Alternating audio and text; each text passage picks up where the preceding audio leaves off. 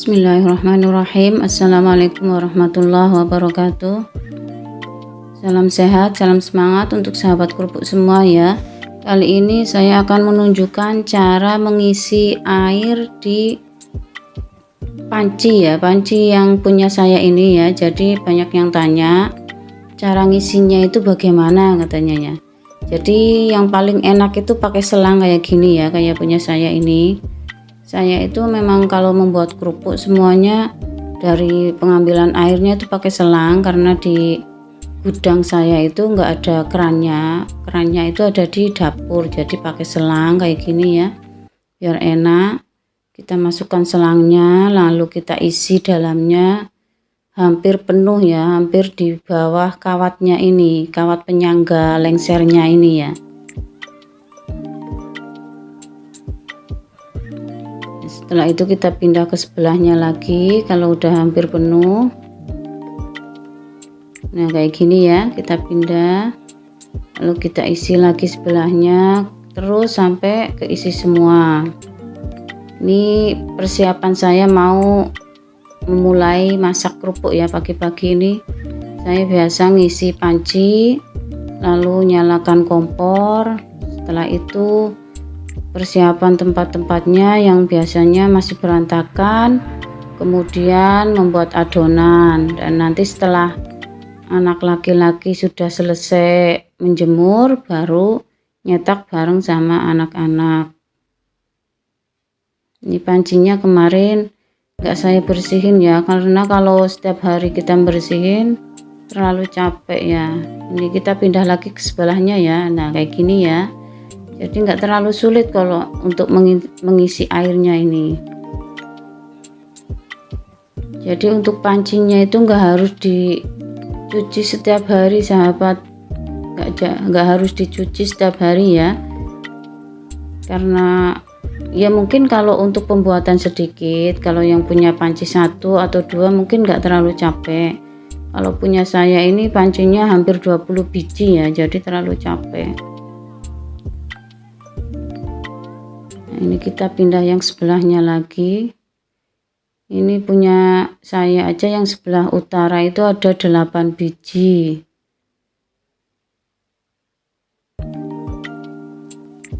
Oh bukan 8 ya, ada 10 biji.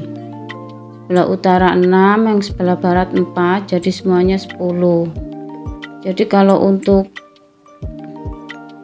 membuat kerupuk itu ya, kalau kita usahanya udah jalan, jangan sayang ya untuk membeli alat. Yang penting usaha kita itu udah jalan dan menghasilkan uang.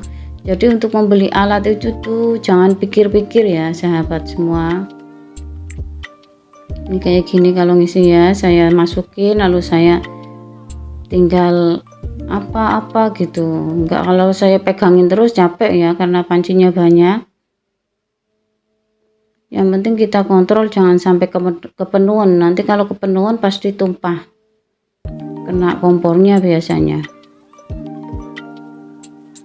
Habis ini kita coba ngisi yang enggak pakai selang ya. Mungkin ada yang enggak pakai selang, kita coba pakai ember dan gayung.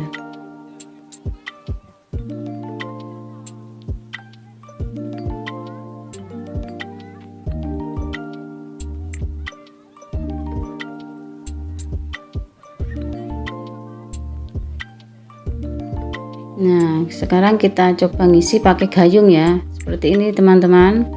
Nah, kita ambil airnya lalu kita masukkan pelan-pelan begini, diisi kira-kira setengah atau mungkin hampir penuh. Kalau teman-teman yang membuat kerupuknya cuma sedikit, ngisinya juga jangan terlalu banyak ya. Kalau punya saya ini kan dari pagi sampai jam 1. Ini kalau kita langsung tumpahin pakai embernya juga bisa kayak gini ya. Tapi harus hati-hati ya teman-teman, jangan sampai tumpah ke kompornya, nanti kompornya basah. Nah, kayak gini ya. Jadi terserah kita mau ngisinya bagaimana gitu ya. Nah, ini sudah selesai ngisi saya. Ini memang tempatnya nggak setiap hari saya bersihkan ya teman-teman, karena kalau setiap hari saya bersihkan nggak ada waktunya. Saya buat kerupuk aja kadang sampai jam 1, setengah 2 tuh, siang nggak sempet istirahat. Ini saya kasih tahu ya teman-teman, ini panci saya yang tutupnya bukaan kayak gini nih, jangan terlalu sering dibuka ya. Kalau terlalu sering dibuka kadang masangnya pas nggak tepat, akhirnya lubang pojok-pojoknya ini keluar uapnya, jadi kerupuknya nggak cepet matang. Harus hati-hati ya, jangan sampai keluar uapnya dari pojok-pojoknya gini, harus tepat. Dan untuk masang pancinya saya ganjel ya, saya pakai kayak gini ganjelnya ya, nggak pakai tungku, saya pakai genteng dan keramik, atau mungkin ada ya kasih pot kayak gitu ya.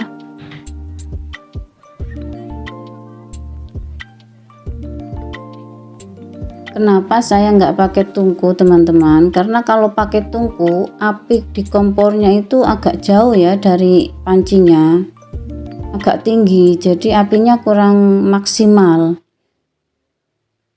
Jadi tungkunya saya lepas semua, lalu saya kasih genteng-genteng atau pecahan-pecahan keramik kayak gini, jadi apinya lebih fokus ke pancinya, lebih dekat ya.